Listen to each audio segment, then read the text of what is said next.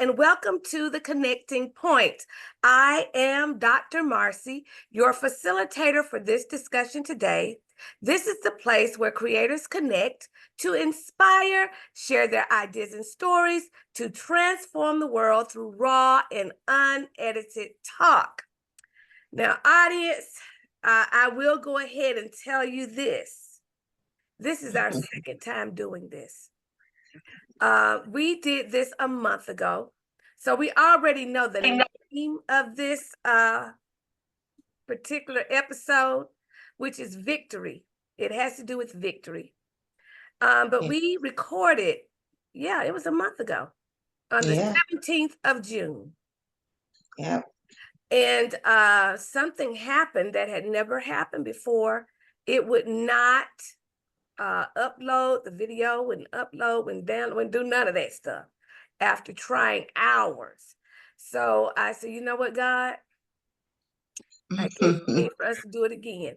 So today is August 8th, 2024. It's the new beginning of the new beginning. And so we're going to do this again. Yes. And I have with me, and I thank the ladies who are here. We're missing one other person that was in the video before. Hopefully he'll show up later, but we're just going to go with it. But I thank all of you for coming back and doing this a second time. So who knows what's going to come out of this episode, because we're raw and unedited. We are raw and unedited. So we have with us today my dear friend I know it's been over 27 years, Dr. Lisa Whittington. She is here with us. We have a new friend of mine, Shaquila Humphreys. She's down there below. Woo, woo, woo, woo, woo. And then a new friend. I met her through a friend of a friend of a friend. And this is Trish. Trish, what's your last name again? I'm sorry. Gardner. Trish Gardner. And so we are here to talk about something that I know, and they know too, is healing. It's a healing talk today. It's a victory talk. And the victory is victory over suicide. There can be victory over some of the traumatic moments of your life.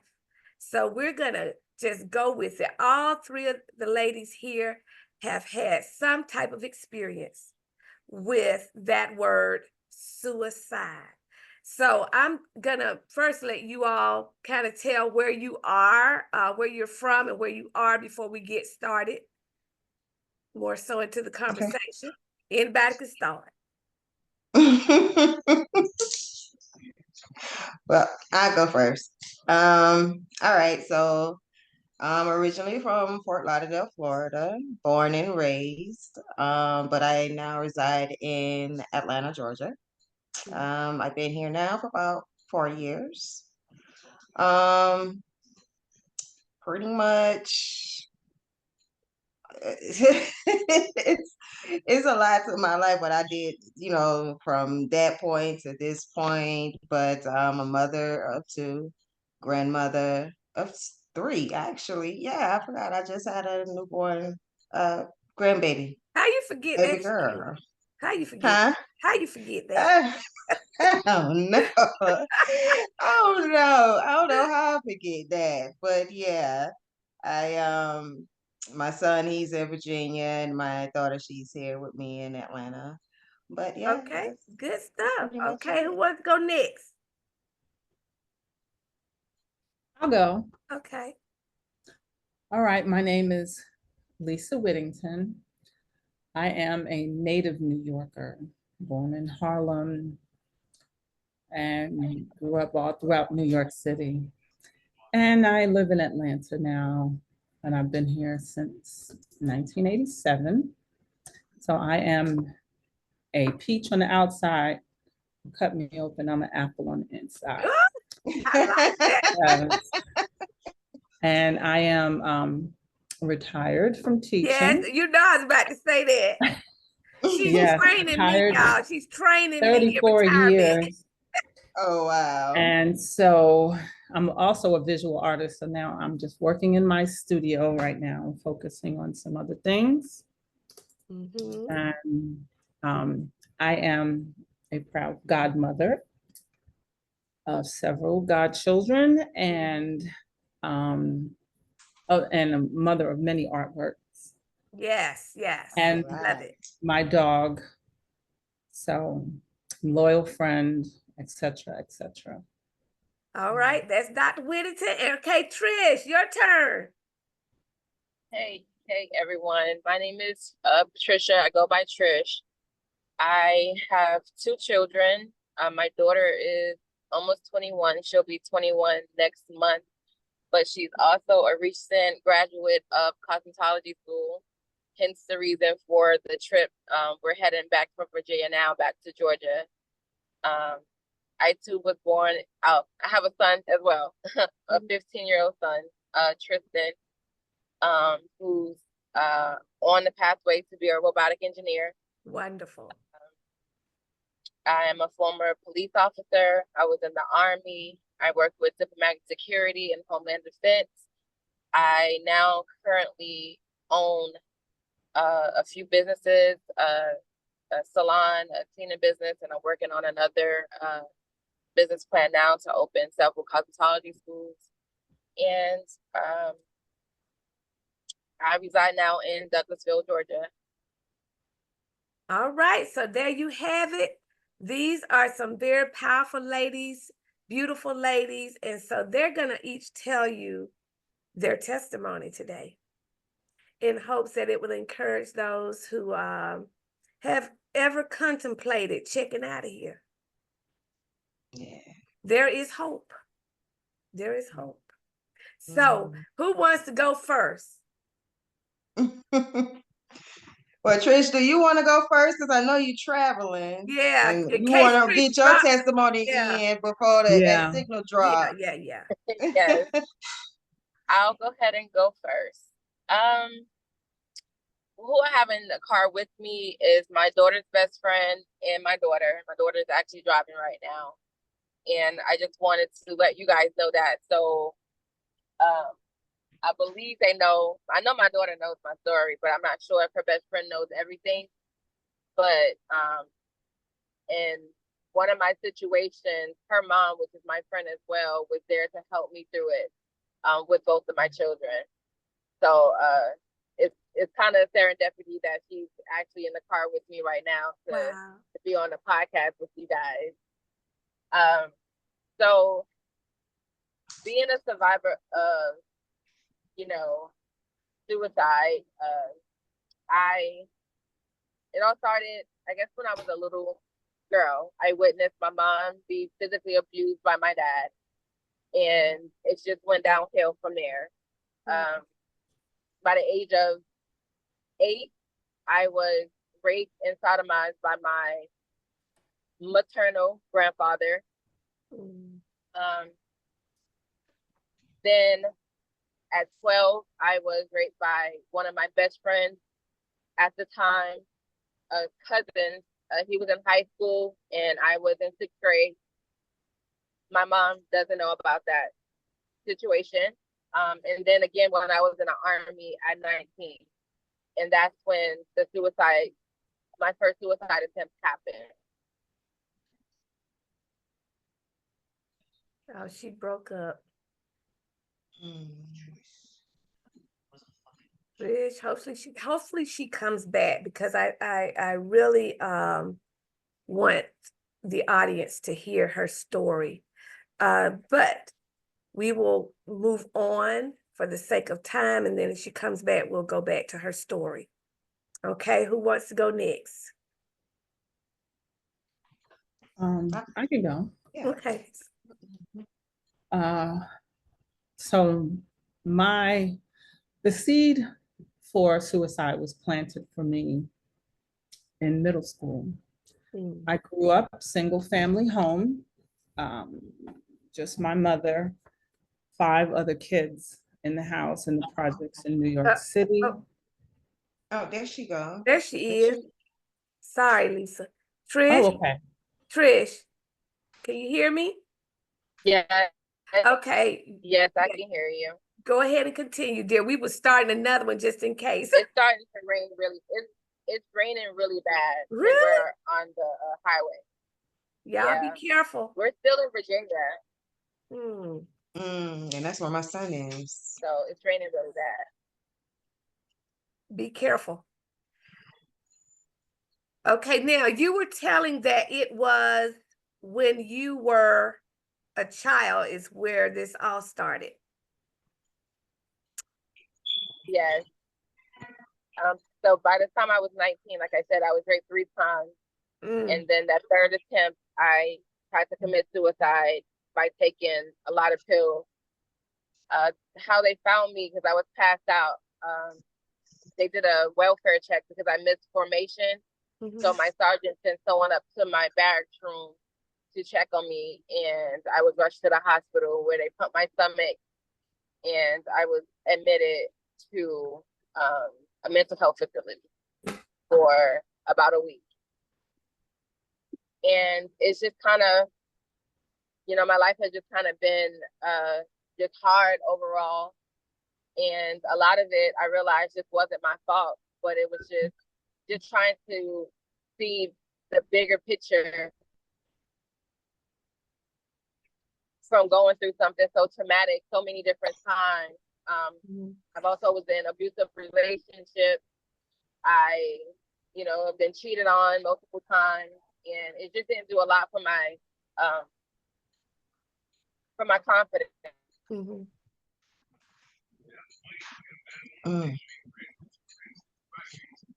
So, I know she's traveling, but audience, we really want you to hear where the seed was, so that you can identify these things. So we're gonna go ahead, Trish. You're back in.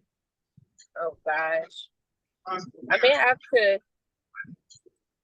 The connection is really bad, you guys. Okay. Well, I wanted you to tell where the seed started, and you did. And then we want to hear before you turn out of here is the victory of this all. The victory started last year. I had a tumor in my left breast, and it was at that moment where I decided that I want to live. I don't want to die. So yes, I changed my eating habits. I stopped drinking alcohol. I stopped eating red meat. I just started doing a lot of things. I lost 49 pounds. I started loving on me. I started just choosing me and showing up for myself. And I just did it because I didn't want cancer to be the thing that take me out after I tried to kill myself so many times. I'm like, nah, this is not it. Like, this is not the end of my story. I have a lot to live for myself, to know how it feels to look at myself and not feel dirty or insecure or not pretty. So I just started doing different things for myself. Yeah. And now I'm here, on a and leave a legacy for my daughter and son. Well, I know now that your life has taken a 360. You're a cosmetologist too, right? Well, she is, y'all. She has, like she said, many businesses that she's operating in. And so before, I know she has a bad connection, but Trish, you now have a success story. Yes. Yes, a success. Yes. The first and foremost is that you are speaking with us. You live. Yes. And not die. You live and you did not die. You did not die. And so, Trish, I want you all to focus on that road. So go ahead and log out. But we'll talk. Bye, Trish. Thank you, Trish. Thank you guys for having me again. Yes, I'll talk to you later on. Okay. Okay, thank you. You're welcome. If I have to record separately, I'll do that with you at a later time if you need to. Okay, thank you, sweetie. Okay. Y'all have a good night. You too. Be safe. Okay. Yes, definitely. We're pulling over now. It's just too Yes, much. yeah, pull over till it stops. Yes. Okay. Well, I'll talk to Okay. you guys later. Okay, bye-bye. All right. Bye-bye. All right, Lisa. Let's go back to yours. You were talking about where the seed was planted. Yes, Okay, yes. where that seed was planted. Well, first of all, I was unaware of my own power. I was unaware of my own gifts and Mm, the purpose that God had for me. So mm, obviously, the spirit world and everything else knew. I had no clue, mhm, but I had a target on my back, technically.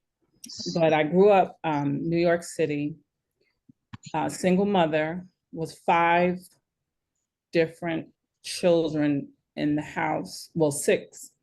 So I had 5 siblings. So everybody had a different father. So my mother, she liked to party, she liked to drink, she did drugs, and she was, it took me a while to understand that she was really mentally unstable. Mhm. She was emotionally abusive. She used to say things like, I'm gonna burn the house down when you go to sleep. Or, she was physically abusive. I had days when I went to school and I had a black eye and I just make an excuse, because I still looked up to my mother because that's what she That's your was mother. supposed to do. As I got older, started to develop and got boyfriends. My mother tried to seduce my boyfriends. They didn't tell me till much later. And I don't know if it was some kind of competition thing. I don't know. And I hate to think that. But um, anyway, it all just made me, it was not a home where you learned how to communicate. It was always fighting, and it was just never, it wasn't a happy place. It was so much yelling, fighting, that poverty frame of mind. And Mhm. so, I used to be the one to ask questions. Mm. I want to know who my father is. You know, mhm, I want to know. And, you know, she just wouldn't say anything about anybody's. She had her favorites, but I was always the one to ask questions because Mhm. I wanted to know. And so, I got slapped for that. And then mhm, it just got really, really, really bad. And so one day, well, it was a couple of times, I tried to commit suicide, but it was very painful living in my household. And I can't even describe the pain, but I hated coming home from school. And I remember in chorus, I took chorus in school. And this is where the seed was planted for me because I didn't know how else to escape this world. Mhm. So we sang a song in chorus, and the song was the theme from MASH. And the Mm. lyrics were just like this. And I am a person, I internalize music, I internalize. Uh-huh. Uh-huh. And so the lyrics were, suicide is painless, it brings on many changes, and I can take or leave it if I please. Mm. And that's the song we sang in chorus. And so that was my aha moment. Like, wow, wow. really? I have a choice? So that was where the first seed was planted for me. And so from that point, when things got really bad, argument with my mother, one day I decided, I know how to make a change for this. Nobody knows, nobody appreciates me. They don't, it was just all sorts of feelings. So I went into the bathroom and I took every pill. I took no, she had a lot of pills. I took a bottle of pills and I took every pill in the bottle. Mm. And I sat on the side of the tub waiting to just like pass out or die. And nothing happened to me. And I kept waiting. And so I went upstairs, and maybe I scared myself, and I went upstairs to the 6th floor. I lived on the 1st floor. So I went to the 6th floor to my friend's mother's house. She was like the neighborhood watch. You know, she sat in the window all day just looking outside. A little grumpy, but she was like, she was still okay. So I went up there and I told her what I did. And she fussed at me and just told me to go sit over there. You know, I guess that was her way of keeping an eye on me. Mhm. So nothing happened by the grace of God. I don't know why, but I do know why. Yeah. So that was the first time. So the second time, and this is all in my teenage years, the second time, I came home from school, and I was always a scholar. I never got a bad grade in school. I went to school every day. I was always in all the smart classes. I was a good student. But, you know, that wasn't enough for my mother. She never really came to school to see anything I did. I think she came one time, but it was something how I was just something just self-driven. But one day I came home from school, walked through the neighborhood, through the projects to get to my project, ran into some of the neighborhood residents, like, oh, I just did coke with your mom, you know, that kind of stuff. And I'm like, oh, okay. I go home, I cook for my brothers, and she came home that same day, and she just came in ranting and raving and doing her thing already. 2 sisters had already left, so I was the last girl left in the house. And then I had my 3 brothers. And, you know, she just came in wrong. And so I technically had to become the adult, like, what are you doing? Why do you have to do this? Mhm. And she lit into me. She tried to kill me. She started beating me up, paint cans, hammers, scissors at me. I mean, it was terrible. And then she told me to give her my keys and to get out of her house and never come back ever again. And I said, okay. So I tried to figure out what I was going to do. And I didn't have my school books and nothing. And so I tried to figure out what I'm going to do. And I knew what I'm going to do. I need to buy a little time. This is the night I'm going to just leave this earth, because what's for me here is nothing. And so I had to think about my plan, what I was going to do, how I was going to do it. And so I tried to call my boyfriend, and I couldn't reach him. So I went to a payphone, tried to call my boyfriend. He wasn't there. And I was like in a whole nother state of mind. I was in a tunnel. And so I called this other guy. I knew he liked me. I don't know why I called him, but I knew he would get me away from here. I didn't tell him what happened. So he pulled up and came and got me. He took me to a movie because I knew he liked me. He took me to a movie. I don't even remember what the movie was about, because I was sitting there looking at that screen and I was visualizing what my next steps were. And so I excused myself for a minute. I went to the bathroom. I got some paper and a pen, and I wrote my suicide note and I stuck it in my pocket. And I knew that when he dropped me off at home, that I was going to turn around and I was going to go to the beach and walk on the jetties and go jump off the rocks into the ocean and drown myself. And so, you know, so he drove me home, not knowing what I was going to do. And I pretended to go home. He asked me if he wanted me to walk me in the building. I said no. So he just stood there and watched me. And I just pretended like I was going in the building. Then I watched and see that he left.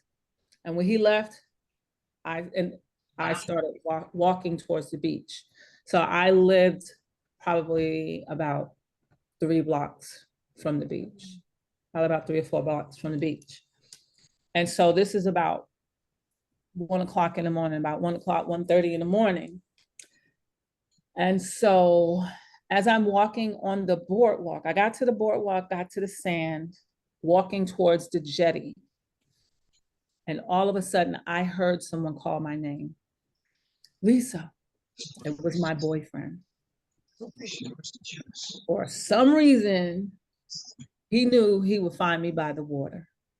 You know, that's where him and I would go and we would talk and whatever. And whenever I had a problem, I go to the beach. And so he found me and he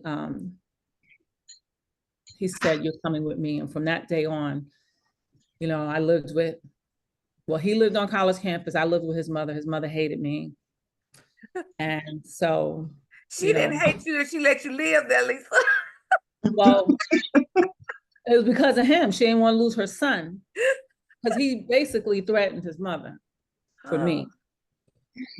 So, you know, and then, you know, that seed kind of stays there for a little while.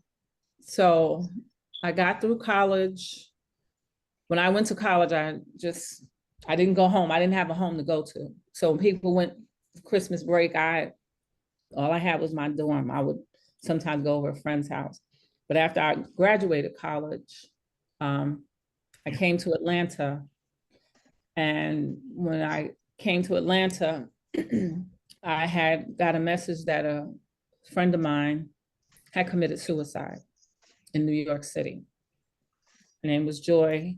And she, the thing about Joy is Joy went from friend to friend, just asking them questions about life, you know, but nobody really had time to talk to Joy.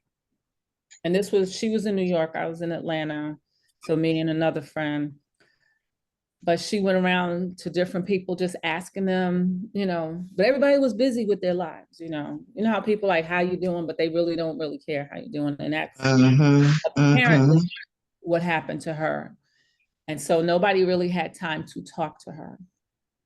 And so she didn't find the answers, I guess, that she needed. So on Christmas morning, she got up and took the train to the Staten Island ferry. She jumped off the ferry into the Hudson River, and they found her body floating in the water.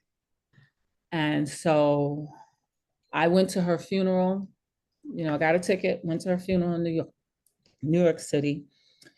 And I remember looking at her in the coffin. And I remember her spiritually saying, "Lisa, don't let them do this to you like they did to me." Wow. And so, and they say that suicide is a spirit. So when I got back to Atlanta, I fell into a depression. And it was like this whole big cloud was just over me. And I just started withdrawing from so many people. You know, at first I asked people, you know, because I was heavy in church at the time. And I asked some of my Christian friends, you know, I told them what happened to Joy. Joy committed suicide. Several responses was, "Oh, you know, she went straight to hell, right? Going straight to hell. That's what Oh, they say. you know, she going straight to hell, right?" They didn't know anything about her. They didn't know why I could have been asking. Right. But they just jumped to, "Oh, you know, she's just going straight to hell." Mm-hmm. So it made me stop talking to people because, you know, especially Christian people. You shut down. Yeah, I shut down. And then I had this dark cloud over me, wasn't eating. And I had a couple of people look at me like, "Is everything okay?" And I promise you, I painted the smile when I went to work. Every day I painted the smile. And then one day this guy, he came to me and he used to come and bring me food. So he knew something was wrong, but I didn't think he knew anything was wrong. I thought I was hiding it. But he came to me one day and the way he talked to me was like he slapped me back to reality. You know, so he was one person that was paying attention to my behavior.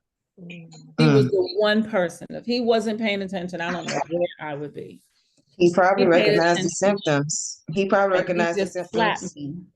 Mm-hmm. And then after that, Mm-hmm. and I just broke down. And then I remember driving by the cemetery, and I saw myself being let down into the hole, and I was screaming. I was like, God, I don't want that to be me. And so I knew I needed help. So that's when I first started to seek help, because I realized this is really too big for me. I mean, I don't Mm-hmm. know what to do. I never knew anybody that went to counseling or anything, but I knew I couldn't go to church people because I tried, and Mm-mm. Oh Lord, Mm-mm. that's a whole No. I said, well, conversation. let me find somebody. Yes, a whole nother That's a conversation. whole nother So conversation. I Yes. went to therapy, and in therapy, I learned a lot. One thing they taught me was what I wasn't doing was one, exercising. They was like, well, you need to start becoming more active, because becoming more active makes you stir up the good chemicals. And ever since then, that's when I started working out. So I avidly work out because it stirs up the good chemicals. And so, when I feel down, when I feel depressed, I go to counseling, and I've learned to set boundaries. You have to have boundaries with everyone. And, I realized that I have a purpose, and there's a reason why the devil was trying to take me out. So I took that thing and I just kind of reversed Shifted it. it. That's right. I had to Mm-hmm. shift it. I'm like, okay, I see now. All this time I had these guardian angels protecting me, making sure I stayed alive. And sometimes I just pray to God, like I thank him. Because at some point I used to say, why God? Why me? Why me this? Why I gotta Why be here? not Why I you? gotta have this kind of family? Yeah, But that's now it. Why I not you? understand. I understand Mm. now. And so now that thing is turned around. I shifted it. I can see, I try to do things to help others. And now I'm walking in my path, walking in my purpose, on my journey. And the devil I know what he tried to do. And so Right. it's my revenge is to live. And Amen. that is just so awesome, because I want to stop here for a moment and just talk about how the seed was planted. The trauma that you went through in the beginning, the enemy was setting you up to hear this next thing. You're already at a low point. So, audience, I want you to hear this, because a lot of people go through traumatic experiences where they get low. Mm-hmm. And all the devil does is try to talk to you. Feed it. Get low. He feed it. He feed it. Yes. And it took that music. I wanna stop there too. You have to really be careful what is going in. Yes, you do. Because music is very spiritual, y'all. Yes. Music, art, and the person that usually was supposed to be on here today, he said sex. All three of them. Music, art, sex. Very spiritual. It is. Yeah. And so when we allow these things to come in that are not good, it can alter your mindset. It can alter your heart. Yes. So, we have to be careful of who we let speak into us, Mm-hmm. be it in a song or just somebody talking. Yes. Even the TV playing at night. Come on. When you're That's sleeping. Right. While you're Yes. sleeping, that stuff going into your spirit. Yes, Yeah. it is. It is. And when I tell you, another thing that you said that was so powerful, that is vital, I say it's a lifeline. You must know your purpose. Yes. Because once you know it and operate in it, no devil in hell can stop you. Period. You know how valuable you are. And I'm so glad Dr. Whitney is here. I ain't gonna tell y'all the stuff she's done and is doing. Okay. that has made a great impact in the world. So I know now exactly why the enemy would want, when you want to take somebody out that's that powerful, that's what the enemy wants to do. He wants to take out somebody who has power. Taking somebody off the chessboard. That's what he wants. But it didn't work. You know that song, the devil thought he had me, but I run. Didn't work. Oh, thank you for that, Lisa. Okay, That used to be my Shakila. song. Shakila, it's your turn, girl. She got one. Yeah. Oh Lord, when I heard her testimony. Yeah, it's definitely a testimony. So my testimony began 4 years ago. 4 years ago, mine began. First, let me start saying this. Now, I know I have a purpose, because the enemy has tried to take me off the chessboard more than one time, and not even by my own hand. So I know I have a purpose, and I'm happy that I didn't let him win that day. I didn't let him win. But I'll start by saying, okay, 4 years ago, I was married. It's like I felt like I was losing control over every little thing, because every little thing started happening 4 years ago. My marriage started falling apart. I was diagnosed with a tumor in my spinal cord. That was the second layer that was being peeled away. And then I lost my legs. I couldn't walk because in the surgery, I was paralyzed. So that took a layer, from me. And then come to find out that I had to have another surgery. So now all hell is broke loose, because now I'm terrified, because all of the layers had been removed. By that time it came time for me to fight the real battle, I was weak, because I was known as a strong one.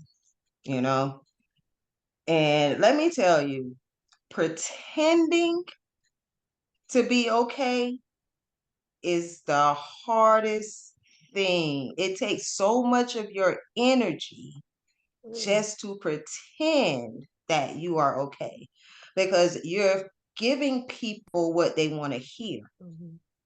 So they say, "You okay? I know you all right. Keely, you got this. Yeah, I got this. This ain't nothing for me. I can beat this." But they had no clue that I was screaming on the inside.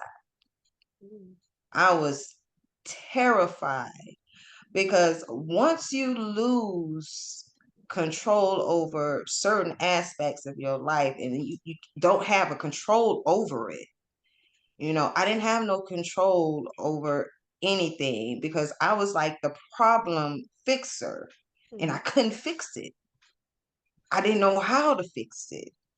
I couldn't get my legs to work. I couldn't, get that tumor out of my spinal cord. I couldn't fix my marriage, and I couldn't fix the hatred. And I'm going to say it, my mother-in-law heart. I couldn't fix that, and the enemy used her he used her to feed that depression, because she was actually the first person that I told that I was thinking about committing suicide. Because at this time, I didn't know who to turn to. I didn't know who to talk to. I couldn't talk to my parents. I couldn't talk to my children. I couldn't talk to any of my friends, because, to be honest with you, my friends and half of my family didn't even know that I was in the state that I was in medically. They didn't even know that I was paralyzed. So again, when they called to check up on me, I have to pretend I'm okay. I can't tell them like, yeah, yeah, I'm paralyzed and I can't walk. I have to learn how to walk again. It was hard. So since she lived in the house, she was the You one needed I somebody told. to talk to, so yeah. I did. That was my first cry out for help. But turns out I told the wrong person. That's I told the something wrong, to, yeah. yes, I told the Careful who you wrong talk to. person who you talk to Hmm. because it seemed like she turned things up a notch. Hmm. So the particular day that this happened, I was actually, even though I was paralyzed, I had to get some sense of normal. I had to feel normal again. So I went back to work, even though I went back before I was supposed to. I was actually walking on a cane at this point, and and I did medical assistant work. I was a CMA, so I went to work with a cane, and I just was doing desk duty. So I was on my way to work, and all of a sudden, everything started rushing me like a flood. It just rushed me for, I don't know why that particular day it did, but I I had enough strength to keep it blocked out. It's like that wall was up because sometimes when I used to, contemplate on it, I got all the strength in me to put that wall up. Like, no, I can't do this. I can't do that. But for some reason, that wall came down and the flood came in. Mm. And then everything started coming in. My surgery. Oh, when you get your third surgery, you're going to be completely paralyzed. You're not going to never be able to walk again. You always going to feel lonely. You always going to feel depressed. And you're not going to be able to do anything to fix it. And I just had a mental breakdown while I was driving. It was like I couldn't breathe. I couldn't breathe. I couldn't talk. And I don't even know how I made it to work that day, but I made it to the parking lot and I finished out my cry and tried to gain myself together because I didn't want nobody to see me this way. Because again, I didn't want nobody to know that Keela broke. You know what I mean? You know, this girl right here, Keela, she broke. Hmm. And I didn't want nobody to know that I had broke. I was broken. That's the thing. I didn't want nobody to know that. So I got myself together. I called my dad and I told my dad, you know, and he just told me, he was like, well, Keith, if you can't go to work, don't go. And I was like, no, Daddy, I'm going to go. I'm going to go. So I got myself together. I went on in, and that one person, she asked the question soon as I got in there. So, Keela, you going to have the third surgery? Oh, shoot. There you go. Here, come back again. I just, you know what I mean, cut the tears out. And, she asked me that question and whoosh, here it come again. And at that point, I just got up and I just walked out. I walked out, got back in my truck, and I had another nervous breakdown in my truck. And I called my dad and he said, well, I'm not at home right now. He said, but go to my house because it was closer to my job, about 2 minutes away. He said, go there. My little niece was there.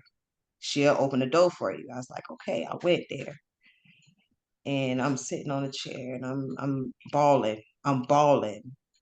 All of a sudden, the bawling, I just stopped crying just like that because I had my head down and I just stopped crying just like that. And I lifted my head up and I said, I know what I got to do.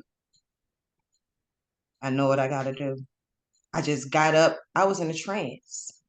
I Mm. was in a trance. My niece was talking to me. I don't even know what she said to me that day. But I was in a trance. I headed out the door. I don't even remember driving home.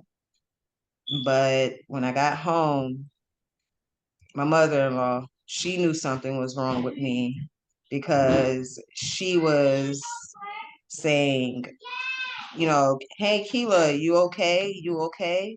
And I was like, mm-hmm. And I just walked upstairs. I went in my daughter's room. I kissed her, told her I loved her, kissed my niece, not my niece, but my granddaughter. And I told her I love her. I went in the room, I sat down, and I just stared. I was just staring. And then I just took pills. I took pills. It's like I couldn't take it anymore. It's like I didn't want to fight no more. I didn't want to pretend anymore. I just wanted it to all stop, you know? And it's like I knew of the term depression, and I have been depressed before, but this time it was something that I had never experienced before because I didn't know how to control it. I didn't know how to control the emotions. I didn't know what to do. So it was like, you try to talk to somebody, you say key little words, to somebody like, oh man, because I remember saying this to my mother. I was like, Ma, I don't know if I can do this. Yes, you can. You can do it. You can do it. Just pray about it. You'll be all right. Right then I shut down because I didn't want to talk anymore because it was like everybody felt like they were just so dismissive, you know? They were so dismissive and they didn't know that, you know, I lost something that day when I woke up in the hospital. I lost something that I wasn't expected to lose. I mean, can you imagine going to surgery and waking up from that surgery, can't move one of your limbs, and you trying to figure out like what is going on? But it was a battle that nobody prepared me for that. So what I didn't know what to do. I did not know what to do, how to handle it. And when I used to tell people that yeah, I'm temporary paralyzed. Oh, it's just temporary. You're gonna walk again. It took me a year to walk again. It took me a year. And I went to the psych ward that day. I went to the psych ward and it had to take somebody in the psych ward that day that encouraged me to have my third surgery. And I did. I had it and I wasn't paralyzed. And you can walk. And now I can honestly say I can walk, I can jump, I can do a little dance, you know. I mean, yeah, it's so much better. I don't have to walk with assistance anymore. I can even jog a little bit now. I used to could not do that. And the tumor was still in my spinal cord. Just recently, that spinal cord is no longer. I mean, not the spinal cord, but the tumor is no longer. And I'm going to keep saying that. It's no longer. I don't need no doctor to tell me that because I know it's gone. It's gone. But that was my suicide. But my victory,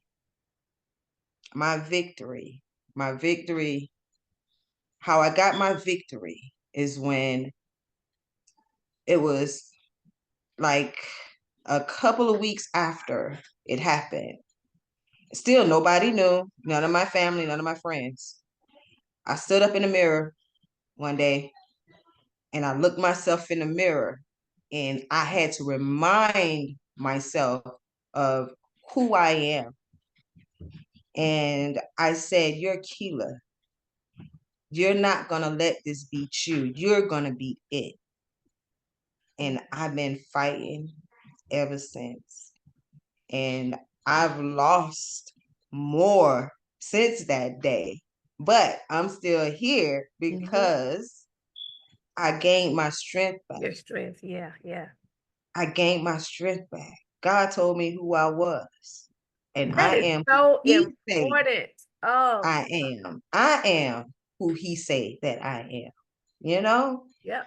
So yeah. That is so important. And so Yes. victory, victory, victory.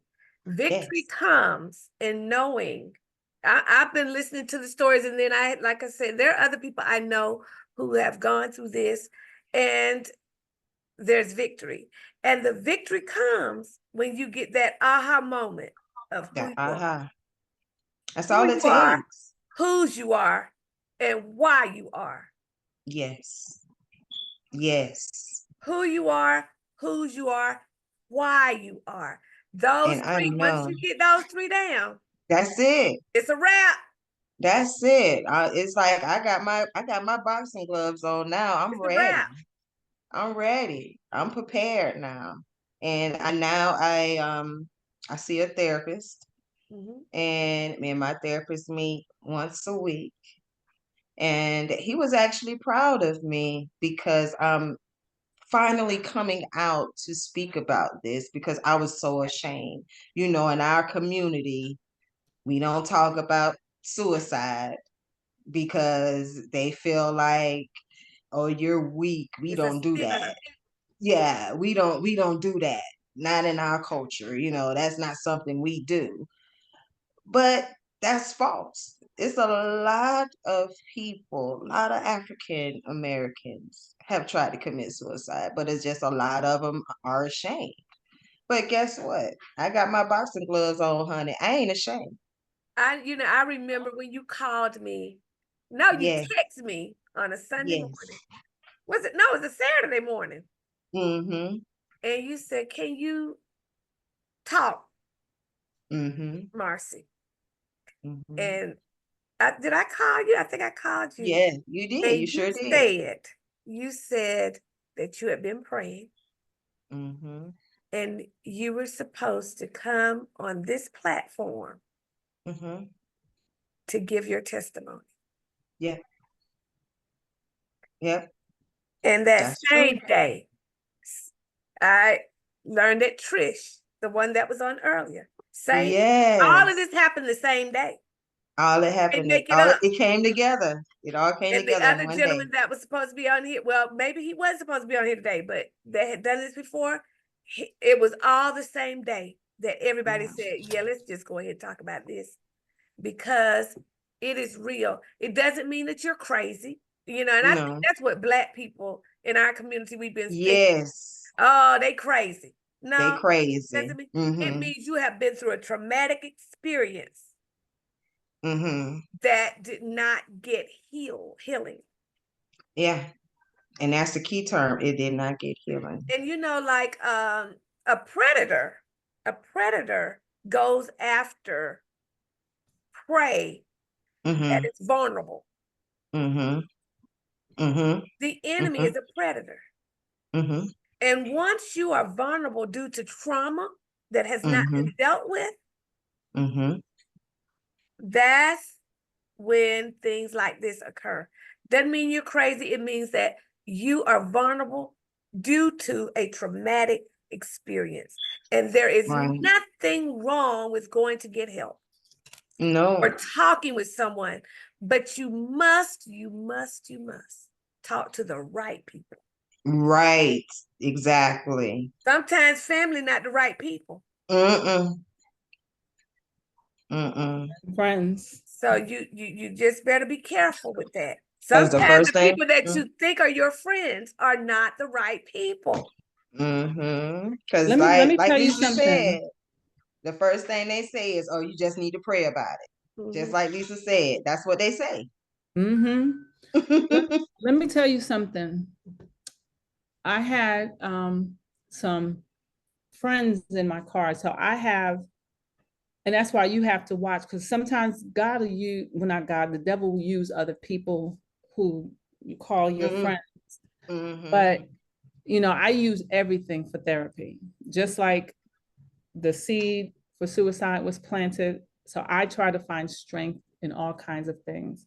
So even in one of my, I have a GPS direct, you know, GPS that not only gives me directions, but it talks to me. It's like, take a deep breath, breathe. You know, it just kind of helps you to be stress-free. These so-called friends, as we're traveling, they knew, you know, things that I had gone through. And they basically made fun of my things I used to heal. Nevertheless, they're not my friends anymore because I saw their colors. However, there will be people that are around you that will make fun of the things or try to make you think that you're crazy and they're not, you know, or the things that bring you healing and bring you peace, they'll make fun of. Yes. So, you know, be careful. That's true. Friends. That's right. That's true. Sometimes those people are being used by the devil. That's It's right. sure enough.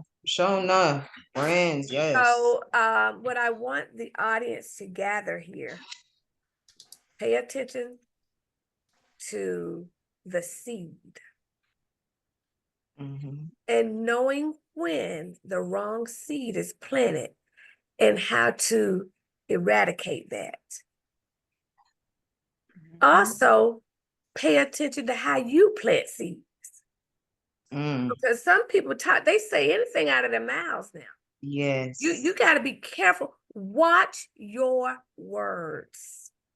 You don't know what people are going through. When you see a situation, the way you handle it might not be good for somebody else to handle it that way. Right. So watch what you say. Watch how you treat people. Be gentle with people. That's true. And if you don't know what to say, don't say anything. Just listen. So out of this though today, I am so thankful that there was intervention on your behalf. And the intervention is God is always there. He wants you to make it. He wants you to make it. You don't have to check out because guess what? Your future is bright. Everybody we've talked to today, their future is bright. They've already been doing some positive things, but it's going to be brighter than that. And so if you check out of here, you don't get to see it. You don't and that's see true. how wonderful you are. You don't get to see the why you were here, the people you're going to impact. You don't get to see that. So if you're listening and you're in a depressive state, go talk to somebody. I will even be available. If you want to talk to me, I know Lisa will, Shakila will. I know. Yes. Rather There's a than suicide hotline number. Yes, I don't have it with me. Does anybody have the number with them? If not, I'll put it. I will put it up here. And Lisa's gonna pull it up. But call the suicide hotline number if you're having some issues. But talk to somebody. Don't let it be that you feel like nobody's listening. And yes, church folk can do it too. Church folks. That's it. Yeah. That's it. Yeah, church folks can make you feel that way now. You know what? You know what, Dr. Marcy? I called our good friend yesterday. I called Miss Lloyd yesterday and I went into prayer yesterday and the Lord spoke to me again yesterday. And this is what he said to me. And I told her, he said this, the very thing that was trying to kill you I knew it would hurt you, but I had to remove it from out of your life. Yep. But everything shall be restored. Yeah. Your peace Yeah. shall be restored. And since then, my legs was took, he gave them back. Mm-hmm. My house was took, he Mm-hmm. gave it back. Gave it back. Your voice, you remember? My voice was took, Hey, that's a whole nother testimony. and he gave it back. Yep, yep, yep. And my life was took, but he gave that back to me. Actually, you know Everything what, Shakila? It wasn't that he gave it back. You already had it. The I enemy already wanted, had it, the but enemy I wanted you didn't to know it. think it was gone. Yeah, I didn't know. Yep, You know, yep. I was lost. I Mhm. didn't know. But so what I say to the audience is, no matter what things look like, just hold on. Just hold on. Don't give up. Don't hit the kill switch yet. I need you to put that thing in pause. Just pause. Mhm. Mhm. Take a deep breath and go ahead and say, I need help. I can't do this alone. And that is And okay. just reach out. That And just reach out to somebody. mhm. There's therapists that you can speak to. You don't even have to go into their office. They Mhm. do telehealth. Yeah. Me and my therapist, we meet up over the phone. That's my daily appointment, how I meet up. So, just hold on. Things will get better. They will get better. They will get better. Now, Lisa, what's the hotline number?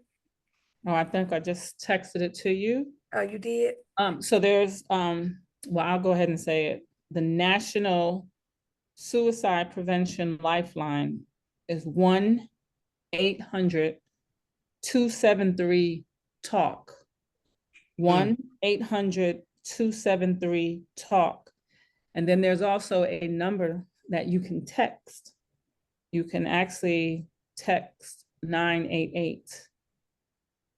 That's 988 Suicide and Crisis Lifeline. Mm-hmm. So you can call 988 or you can text 988. So I gave you two numbers. Okay. Well, you know what? I normally do a point to ponder, but you all have given points all through this thing here. The point is, point to ponder. I'll give it today. The point to ponder is, can you see your future self? Amen. Hey, Amen. see your future self. You put that in your head. Can you Yes, see your future self? And your future is bright. it is. Okay. It Ladies, is. how can people contact you if they would like a listening ear, or even for you to come and share your testimonies with others? Well, my email is Lisa Love, Love, Witt, Witt, Witt. So it's Lisa Love Witt at gmail.com. That is probably the best way and the fastest way to reach me. And then my Instagram is also the artist Lisa Love. So you can DM me there. But the And y'all fastest check way. out Lisa's art. Oh, Lord have mercy. We don't even want It's to talk about beautiful. it. Yeah, Baby, it's Thank y'all you. have seen, beautiful. listen. Yes, Hey, I it had is to paint my beautiful. way to Mm, healing. Yes, it helps. I'm telling you, it It listen, really that does. does. artwork is anointed. I'm It telling you. is. It's Telling you. beautiful. Yes. Hmm. Okay, Shakila, how can someone reach you? They can reach me by my email as well. It's shakila.humphrey@yahoo.com. Or they can reach me on Facebook on my messenger. You can DM me on my messenger. So And those are two it's your ways. name on It's my name. Shakila Dukes is spell it my out, name Shakila. on Spell on it out, Shakila. Facebook. Spell It's your name out, Shakila. SHAKILA is my first name, and Dukes, DUKES. All right, audience, y'all got that? And like I say, ladies, let me say this. Thank you. I know it took a lot. Thank you. And I know it's going to help someone. Oh, it's going to help somebody. Oh, yeah. If it just helped one person, I'm fine with that. It's going to help somebody. I'm okay. I'm okay. Yes. And you naysayers, that's okay. God bless you. Right. God bless you. God bless you. Lord, oh goodness. And like I say every week, if you would like to be a participant or a guest on this podcast, reach out to me at drmarcyts@gmail.com, or you can go to the website, Dr. Marcy's Connections, and fill out a form, or you can join a group of creators on the Connected Point for Creators group on Facebook. That's a wonderful way to connect, and you can send me a message that way as well. And this show airs on Tuesday nights on Instagram, on Facebook, on Twitter. What else, y'all? I think that's it. Facebook, Twitter, Instagram. Oh, YouTube. Oh, YouTube. Yeah, Don't you forget that's the major one. You forget YouTube. On YouTube, you can get it. Don't do YouTube like that now. I know it. I know it. And then on Wednesday nights, KBCN TV, Spotify, and Anchor. All I ask you to do is share it, so that others may be inspired. It will help somebody. Okay?